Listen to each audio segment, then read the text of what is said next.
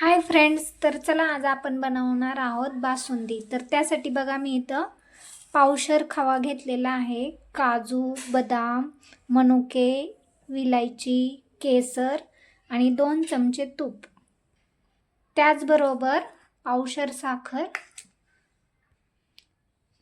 त्याचबरोबर अर्धा लिटर दूध। तर सर्वात पहिले आपण काजू आणि बदाम किसून घेऊया।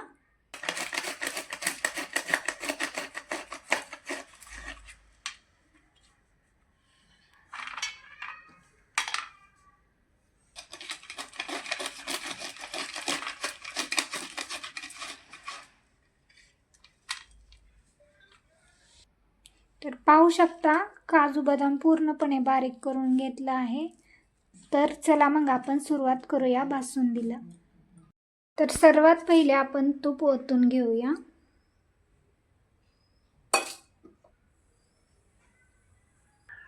तर पाहू शकता तूप गरम झालेलं आहे। तर बारीक केलेले काजू बदाम आपण फ्राय करून घेऊया। एकदम बारीक गॅस ठेवा। तर बघा हे थोडेसेच फ्राय करून घ्यायचे आहेत। तर चला आपण एका प्लेटमध्ये काढून घेऊया।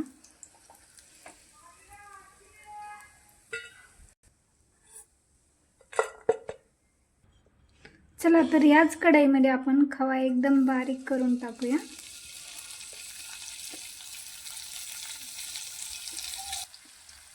तर या खव्यामध्ये मनुके टाकून घेऊया, त्याचबरोबर राहिलेले तूप।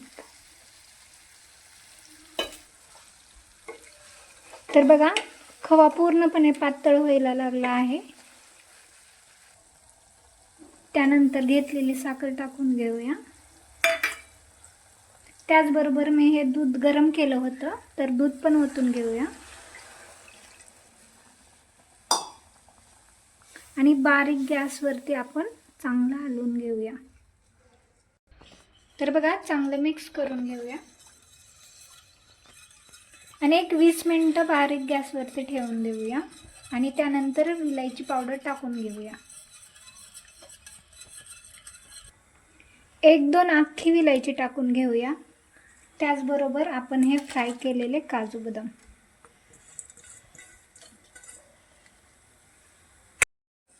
तर पाहू शकता याला उकळी आली आहे। तर बारीक गॅसवरती आपण 10 ते 20 मिनिटं ठेवून देऊया, म्हणजे आपले बासुंदी तयार होईल।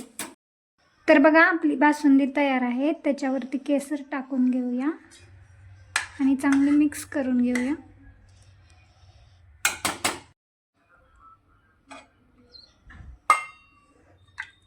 तर बघा अशाच प्रकारची बासुंदी पाहिजे असेल तर चॅनलला नक्कीच लाईक, शेअर, सबस्क्राईब करायला विसरू नका। थँक्यू।